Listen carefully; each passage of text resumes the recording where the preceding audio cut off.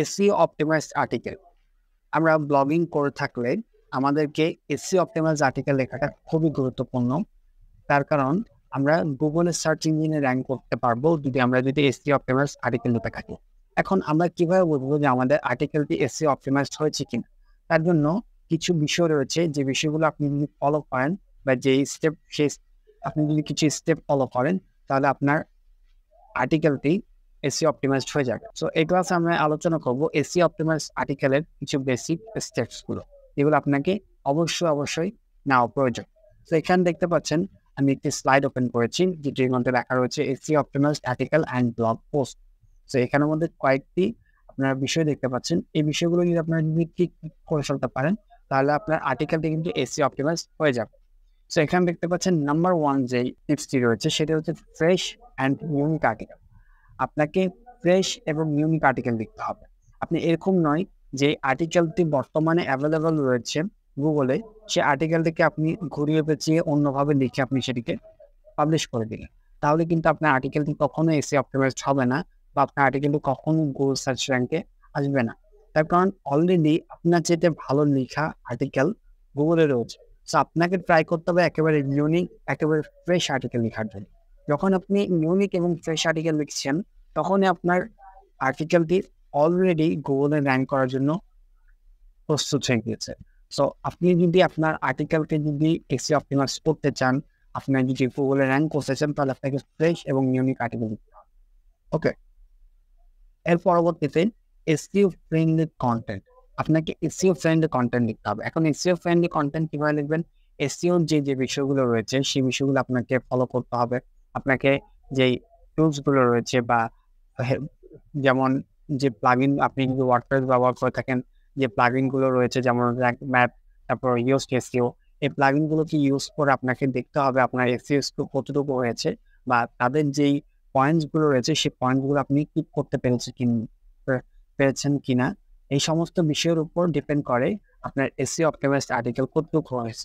আপনার যখন আপনি র্যাঙ্ক ম্যাথ বা ইউজ এসইও টুলসগুলো, এই প্লাগইনগুলো আপনারা ইউজ করবেন, এই প্লাগইনসগুলো ইউজ করলে আপনারা সেই যেগুলো গাইডলাইন দিবে, সেই গাইডলাইনগুলো যখন ফলো করে আপনি আপনার আর্টিকেলটি লিখবেন, তখন আপনার আর্টিকেলটি কিন্তু এসইও ফ্রেন্ডলি হয়ে যাবে।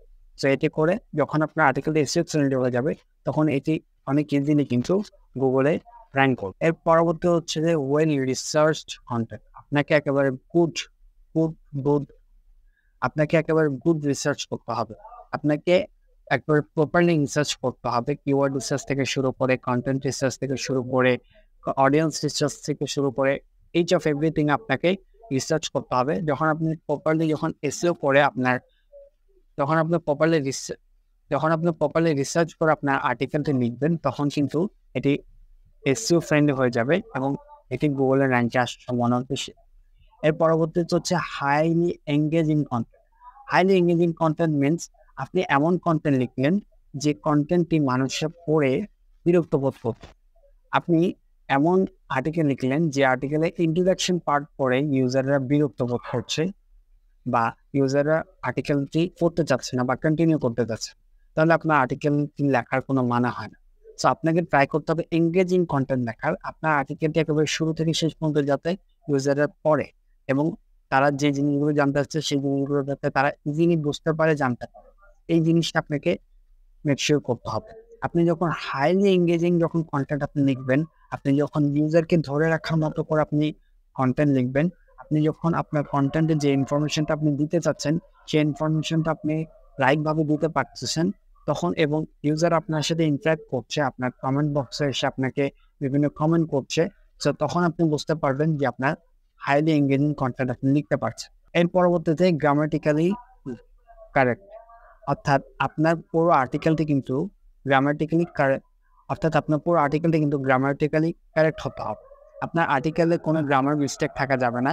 আপনার আর্টিকেলে যদি গ্রামার মিস্টেক থাকে, বা একটা বা দুইটা বা তিনটা বা পাঁচটা এরকম যদি থাকে, তাহলে কিন্তু ইউজার এক্সপিরিয়েন্স খারাপ হবে। এটি কিন্তু স্বাভাবিক। কারণ আপনি একটি জিনিস পড়তে আপনি একটি রং ওয়ার্ড বা রং একটি মিনিং আপনি দেখলেন, তখন আপনার কিন্তু একটু বিরক্ত বোধ হবে। সো এটি কিন্তু আপনার নিজের ক্ষেত্রে যদি হয়, তাহলে আপনার ইউজারদের ক্ষেত্রেও ঠিক তেমনটাই হবে। সো আপনাকে ট্রাই করতে হবে গ্রামাটিক্যালি মিস্টেকস একেবারে কম করার। যত বেশি আপনি গ্রামাটিক্যাল মিস্টেক্সের প্রতি আপনি খেয়াল রাখবেন এবং প্রত্যেকবার আপনি পোস্ট আপলোড করার পূর্বে আপনি কয়েকবার নিজে পড়বেন এবং দেখবেন যে কোনো গ্রামাটিক্যাল মিস্টেক্স আছে কিনা। যদি সবকিছু ওকে থাকে তখনই আপনি সেটিকে পোস্ট করতে পারেন। এতে করে আপনার গ্রামাটিক্যাল মিস্টেক্সের সংখ্যা অনেক বেশি কমে যাবে। এর পরবর্তীতে প্লাগরিজম ফ্রি, আপনাকে প্লাগরিজম ফ্রি আপনাকে কন্টেন্ট আপলোড করতে হবে, আপনাকে ইউনিক কন্টেন্ট আপলোড করতে হবে, যেটা ফার্স্টে আমি আলোচনা করেছি। কারো থেকে কপি পেস্ট করে কখনো আপনি কন্টেন্ট আপলোড করবেন না। যদি কপি পেস্ট করে কন্টেন্ট আপলোড করে আপনি মনে করেন যে ব্লগিং এ সাকসেস পাবেন, তাহলে এটি এ পর্যন্ত কেউ সাকসেস হয়নি, আপনিও হবেন না। এটি বাস্তবতা। আপনি কন্টেন্ট আপনি কপি পেস্ট কখন করে আপনার গুগলে আপনি যদি কপি পেস্ট কন্টেন্ট আপলোড করেন, গুগল কখনোই আপনার আর্টিকেলকে র্যাঙ্ক করবে না এবং আপনার আর্টিকেলকে যখন সে র্যাঙ্ক করবে না তখন আপনি ট্রাফিক কোত্থেকে পাবেন? ওকে, আপনি তো গুগল থেকে ট্রাফিক পাবেন। সো আপনার গুগল যদি আপনার আর্টিকেলটি র্যাঙ্কই না করে, তাহলে আপনি কখনোই ট্রাফিক পাবেন না এবং আপনি ব্লগিং এ কখনো সাকসেস পেতে পারবেন না।